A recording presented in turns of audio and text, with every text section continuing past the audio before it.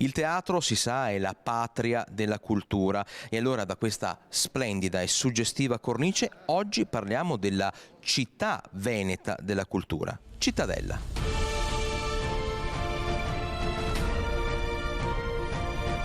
Insignita di questo prestigioso titolo, Cittadella è la prima città veneta che può fregiarsi dell'onore di essere riconosciuta come punto di riferimento nel panorama storico, culturale e tradizionale del Veneto. È un premio che parte da lontano, parte da quando si è deciso di iniziare e terminare il restauro delle mura, terminate appunto nel 2013. Da quel momento come Cittadella abbiamo potuto impegnarci in tutto quello che è lo sviluppo culturale e turistico che ha visto in questi anni crescere Cittadella non solo all'interno della provincia di Padova e del Veneto, ma anche fuori dai confini nazionali. Un riconoscimento che porta in dote anche un contributo regionale di 100.000 euro, un'opportunità in più per rendere ancora più accattivante l'offerta culturale della città. Per darvi qualche dato, ma soprattutto delle cose qui che a breve verranno realizzate, il 19 di novembre verrà presentata la mostra Salonico e Cittadella, due città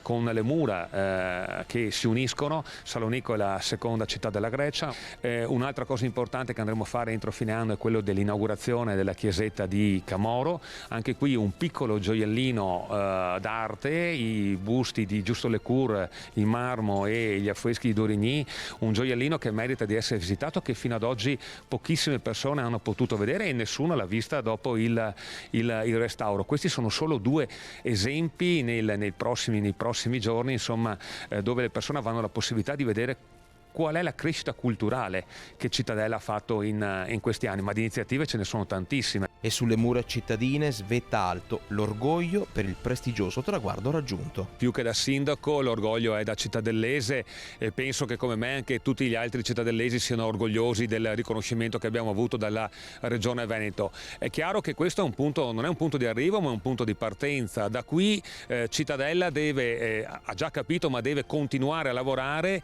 sulla crescita culturale e turistica, ma una crescita culturale e turistica che sia una crescita di qualità.